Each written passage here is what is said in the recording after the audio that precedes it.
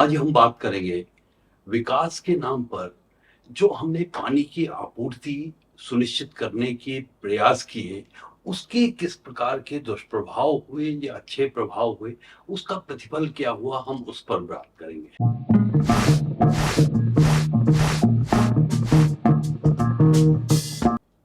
जैसा कि हमने अभी बात की, पानी की उपलब्धता ने पहाड़ों में बसावट के प्रारूप को नियंत्रित किया। कहाँ कितने लोग बसेंगे, उनके लिए पर्याप्त पानी है या नहीं है, उसके आधार पर जनसंख्या का आकार तय हुआ। प्रकृति ने थ्रेशोल्ड लिमिट तय की थी, परंतु समय के साथ विभिन्न कारणों से, हो सकता है व्यावसायिक कारण रहे हो, ज्यादा टूरिस्ट आने लग गए हों, उनके लिए हमें रहने के लिए होटल बनाने थे, धर्मशालाएं बनानी थी, लॉज बनाने थे, वही कारण हो सकता है। समय के साथ हो सकता है जो हमारे कस्बे थे वो तहसील हेडक्वार्टर या ब्लॉक हेडक्वार्टर बन गए, तो तहसीलें थी या ब्लॉक हेडक्वार्टर थे वो डिस्ट्रिक्ट हेडक्वार्टर बन गए, तो वहां पर ज्यादा सरकारी अमला आ गया। उसके रहने के लिए, कार्यालयों के लिए हमें अवसंरचनाएं बनानी पड़ी। जब इतनी पॉपुलेशन बढ़ गई तो पानी की उपलब्धता सुनिश्चित करना सरकार की मजबूरी बन गई। कहीं से भी लाओ, पानी लाओ, और सरकार के ऊपर इसका बहुत बड़ा प्रेशर था। परंपरागत रूप से अगर देखें तो हमारे पहाड़ों में वाटर हार्वेस्टिंग की बड़ी सशक्त परंपरा रही है। लोग रिचार्ज जोन को संरक्षित रखते थे, ग्राउंड वाटर रिचार्ज सुनिश्चित करने के लिए विभिन्न प्रकार के उपाय किया करते थे, और ये सुनिश्चित करते थे कि जो ट्रेडिशनल वाटर सोर्सेस हैं वो संरक्षित रहे, साल भर पेरेनियल रहे। परंतु अब बात हो रही थी टैप वाटर देने की, हर घर में नल लगाने की। और जो हम ट्रेडिशनल वाटर सोर्सेज की बात कर रहे हैं उनके अपने सामाजिक फंक्शंस थे। They used to serve various social functions. लोगों में इंटरेक्शन होता था, वहां पे आपसी बातचीत होती थी, एक दूसरे के बारे में जानते थे, एक दूसरे की सुख दुख को पता चलता था, कहाँ क्या हो रहा है, कहाँ नहीं हो रहा है। इंफॉर्मेशन एक्सचेंज का जो वाटर सोर्स है, क्योंकि लोग एक साथ पानी फेच करने जाते थे, पानी लेने जाते थे, साथ में जाते थे, आते थे, तो सोशल इंटरेक्शन पानी के स्रोत में होता था। परंतु जब घर घर में नल आ गया तो इन स्रोतों की, पारंपरिक स्रोतों की आवश्यकता जो थी केवल रिचुअलिस्टिक रह गई। शादी के बाद अगर जरूरत है तो वहां चले गए, उसके अलावा उसकी ओर ध्यान देने की किसी को आवश्यकता नहीं पड़ी। तो एक तो इसका प्रतिफल ये हुआ, जो हमारे पारंपरिक स्रोत थे और जो उसका रिचार्ज जोन था उसको समाज ने अनदेखी करना शुरू कर दिया, और समय के साथ ये खत्म होने लगे। और कई जगह ये अतिक्रमण की जो इंक्रोचमेंट था उसकी भेंट चढ़ गए। वहां पे मकान बन गए, दूसरी चीजें बन गई, दुकान बन गई, ये लॉज बन गए, होटल बन गए। तो जो पानी पहले बाहर निकल जाता था वो अब जमीन के अंदर ही रहने लगा।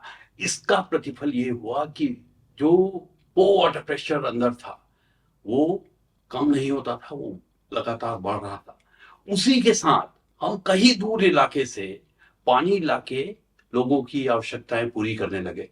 तो जब ज्यादा पानी आ रहा था तो वेस्ट वाटर भी ज्यादा निकलेगा, और वेस्ट वाटर ज्यादा निकलेगा तो वो कहाँ जाएगा, अंततः वो जमीन के अंदर जाएगा। तो इससे पो वाटर प्रेशर और ज्यादा बढ़ने लगा। और जैसा कि हम और आप जानते हैं, हमने बात की थी कि ज्यादातर जो हमारे पहाड़ों में बसावते हैं वो पुराने लैंडस्लाइड के पास में है, और इस लैंडस्लाइड के मलबे में बड़ी पोरोसिटी है, वो पानी को एकदम से सोख सकता है। तो पानी इसके अंदर जाएगा तो वो वाटर प्रेशर इसके अंदर बढ़ेगा, इसमें अनस्टेबिलिटी आने की संभावनाएं ज्यादा होंगी। जैसा कि अभी हाल यहाँ जोशीमठ में हुआ था, और भी कई शहर हैं जिनमें इस तरह की समस्याएं उठ रही हैं। उसी के साथ दूसरी परेशानी अगर देखें तो जिस वाटरशेड से पानी लेके, पानी टैप करके हम दूसरी जगह दे रहे हैं, उस वाटरशेड में उस पानी की क्या इकोलॉजिकल इंपॉर्टेंस है उस पे किसी ने ध्यान नहीं दिया। वो पानी नीचे जाकर किन लोगों को इकोलॉजिकल सर्विसेज दे रहा था, किन लोगों की आवश्यकताएं पूर्ति कर रहा था, किन लोगों की जरूरतों की पूर्ति कर रहा था, उस पर किसी ने ध्यान नहीं दिया। यहां से पानी टैप किया और दूसरी जगह दे दिया। उसका जो रिजल्ट हुआ ये हुआ कि उस वाटरशेड की जहां से हम पानी की आपूर्ति ले रहे थे जहां से हमने पानी टैप किया, उस वाटरशेड की हाइड्रोलॉजी एकदम से परिवर्तित हो गई, हाइड्रोलॉजी बिगड़ गई। और वहां नीचे जो स्रोत थे, पानी के स्रोत, नेचुरल स्रोत हो सकते हैं, दूसरे हो सकते हैं, वो सूखने लगे और समय के साथ वहां पानी की कमी महसूस की जाने लगी। अब इस वाटरशेड की, जहां से हम पानी दूसरी जगह दे रहे थे, उसकी आवश्यकताएं पूर्ति करने के लिए हमने तीसरी जगह एक वाटर टैप किया और वहां से पानी यहाँ लेके आए। तो हमने एक मकड़ जाल सा बना दिया कि एक जगह की हाइड्रोलॉजी डिस्टर्ब करके हम दूसरी जगह पानी देने लगे और अधिक पानी से, एक तो क्योंकि हमने वेस्ट वाटर डिस्पोजल पे ध्यान नहीं दिया, किस तरह से पानी का निस्तारण हो, क्या हो, वो पानी लैंडस्लाइड के मलबे के अंदर जा रहा था, जमीन के अंदर जा रहा था, पो वाटर प्रेशर ज्यादा बढ़ रहा था और उसकी वजह से लैंड इंस्टेबिलिटी बढ़ी। उसी के साथ हमने हाइड्रोलॉजी जो है वो डिस्टर्ब की, हर वाटरशेड की हाइड्रोलॉजी जो है डिस्टर्ब हो गई। जहां कम पानी आ रहा था वहां ज्यादा पानी आने लगा, जहां पानी ज्यादा आता था वहां से हमने पानी टैप करके दूसरी जगह ले गए तो वहां पानी की कमी हो गई, उसके स्रोत जो नेचुरल थे वो सूखने लगे। हालांकि हम दूसरी जगह से पानी लाके इसके लोगों की प्यास बुझा रहे हैं, इसके लोगों की पानी की समस्याएं सुलझा रहे हैं, परंतु हाइड्रोलॉजी जो थी उस पे सुधार के लिए हमने कोई काम नहीं किया। तो जो हमारा ये पानी देने का विकास का मॉडल है, पहाड़ों के लिए ठीक नहीं है। इस पे पुनर्विचार करने की आवश्यकता है, इसको रिवाइज करने की जरूरत है, इसको किस तरह से हम ज्यादा बेहतर और एफिशिएंट बना सकते हैं उस पे सोच विचार करने की आवश्यकता है।